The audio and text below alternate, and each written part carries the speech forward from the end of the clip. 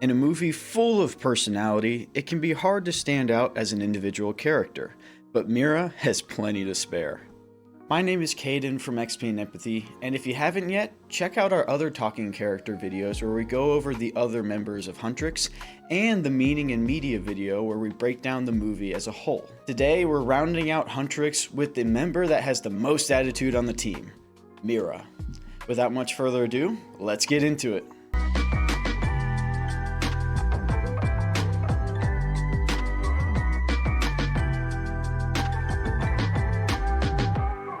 Mira is the lead dancer of Huntrix, the main characters of Netflix's K-pop Demon Hunters. Huntrix is a K-pop girl group who, if you can't tell by the title, lead double lives as mystical demon hunters, protecting our world from the dangerous demon underworld. Mira is edgy and rebellious, being described as the black sheep of her wealthy family, although she appears to have found a new family in Huntrix. Most fans tend to agree that Mira is the powerhouse and most reliable member of Huntrix, always ready to stand up for her friends and get down to demon-beating business. Although she may seem very rocksteady, Mira explores a deeper arc involving anxiety and mistrust that we don't necessarily see explained to us on screen. Keep this in mind for later, but for now, let's dive into her visual design. Like all of the characters in the movie, Mira was designed with a Korean appearance in mind. Mira is described as the visual of Huntrix, which, from my research, has led me to understand that it's a role in a K-pop group for the member that has the most striking appearance, the one who meets Korean beauty standards, and also attracts fans the most. Which for Mira fits her vibe very well. All of her clothing has this edgy punk feel to the design. Even in her casual wear, she shows off the guns, ready to intimidate and beat down on someone who gets on her bad side. Like in the other videos, I point out each member of Huntrix's norige, which are kind of like good luck charms in traditional Korean culture. Mira's is a reddish pink color like her hair, and even has a little heart charm on it. I'm going to point out Mira's choice of weapon, her gokdo, a curved-bladed polearm. This weapon befits her role as lead dancer, utilizing a smooth, flowing fighting style. While Zoe and Rumi's weapons are steeped in historical practice, being used for demon hunting and shamanistic rituals, I couldn't really find anything that ties Mira's weapon to those rituals, but I'm sure you guys will educate me in the comments if I'm wrong. Mira's look is definitely an extension of her personality. She's blunt, sarcastic, and brutally honest. She portrays this aggressive, rebellious attitude, usually speaking in a deadpan tone, which her fans seem to adopt, and being the first to eagerly hop into combat with demons. This is most apparent when dealing with the Saja boys, showcasing a more relentless and merciless side to herself, having been trained to believe all demons are evil and that their mission is to vanquish said evil. This shows us how steadfast Mira can be, usually the one focusing on the simple aspects of their mission like banishing demons back to the underworld, even taking the most simple approach to it, even willing to fight the Saja boys out in public. She's shown to look after her friends and have their backs wherever possible, although she does butt heads with Rumi when she starts to become suspicious of her secretive nature. Ultimately, we can see how dedicated Mira is to their mission, even going as far as to raise her weapon against Rumi when her demon patterns were revealed. Although I doubt she would ever intentionally harm Rumi at this point. However, I do feel the need to point out a major facet of Mira's personality is her protectiveness of her fans and especially of her friends. Like the other hunters, Mira goes to great lengths to protect humanity from demonkind. But we can also see her protectiveness of her friends like Zoe and Rumi. Along with Zoe, she looks for ways to help remedy Rumi's singing voice, and even looks like she's ready to beat up what initially appears to be a few douchey guys that bump into Rumi.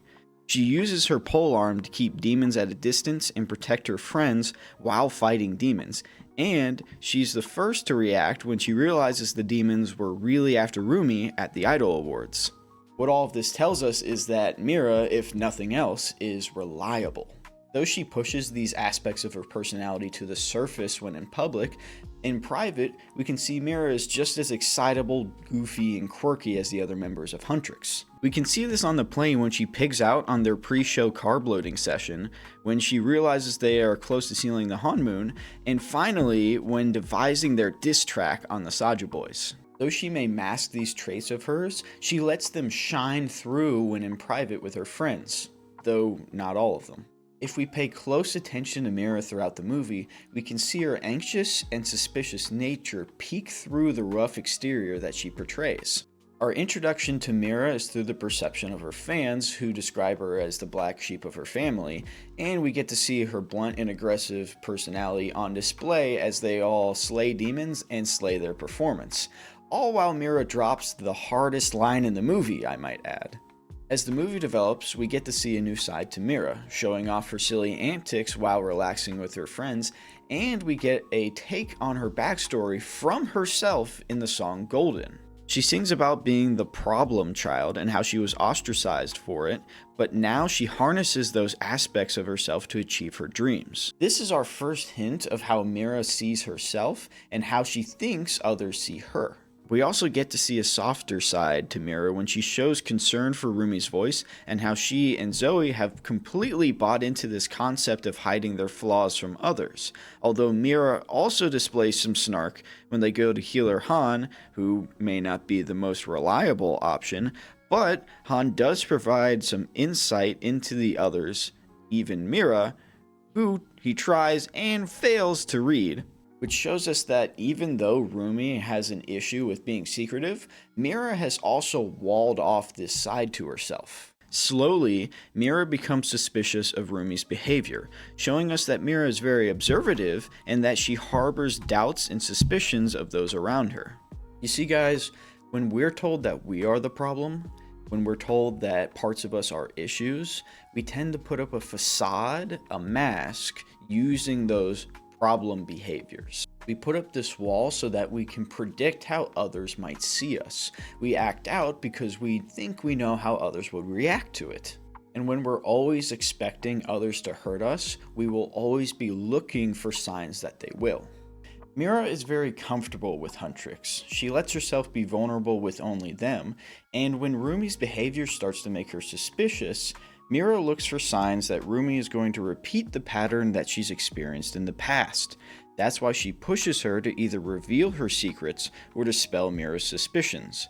When Rumi pushes back, Mira shuts down, although she's still there fighting by Rumi's side. Mira absolutely still cares for her friends, and when they have a heart-to-heart with each other, we see more of Mira's self-image as she explains how her tendencies have been liabilities in the past, and yet she feels like she's found her place with Huntrix. But we see this is not all of her insecurities, as we learn later.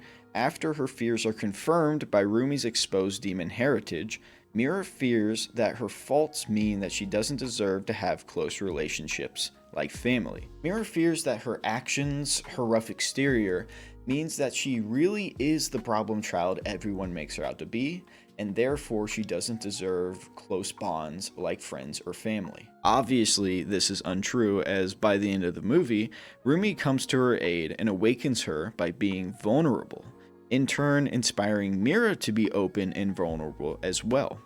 What it sounds like is by far my favorite song in the movie, and Mira's line, "I should have let the jagged edges meet the light instead," perfectly encapsulates her development.